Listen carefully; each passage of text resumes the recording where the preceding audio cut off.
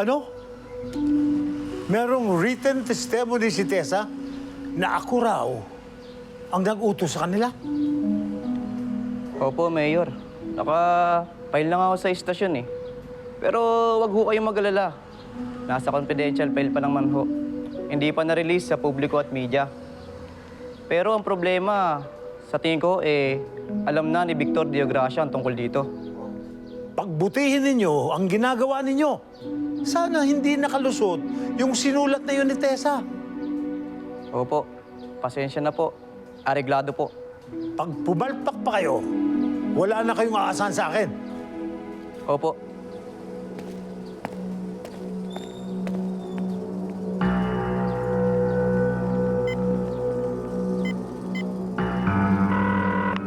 Hello. Magpatawag ka ng mga media. Sa lalong madaling panahon, magpapapress ko na ko at lilinisin ko ang pangalan ko.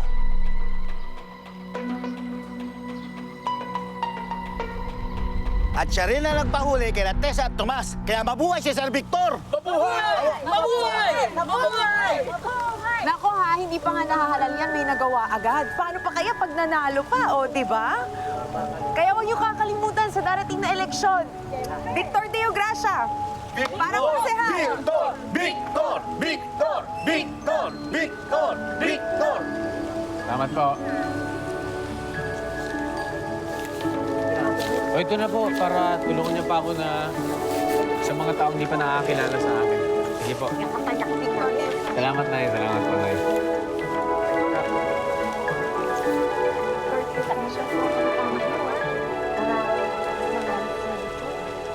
Tessa, may bisita ka.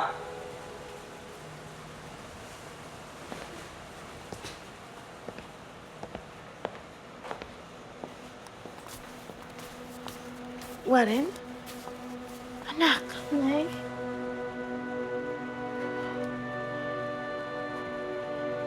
Anak, huwag ka mag-alala, ha?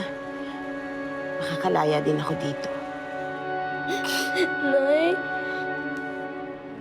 kahit ano mang mangyari, ikaw pa rin ang nanay ko. Love na love kita. Kasi po kahit malaya po kayo, di niyo po ako pinababayaan. Para sa akin, ikaw pa rin po pinakamaganda at pinakamabait na nanay sa buong mundo.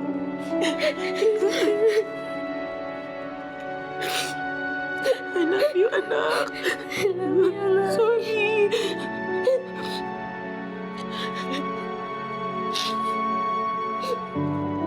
Sige na. Umuwi na kayo, baka gabihin kayo. Kung makakalimutan pa kayo yung anak ko sa oras, ha? Alagaan mo, ha?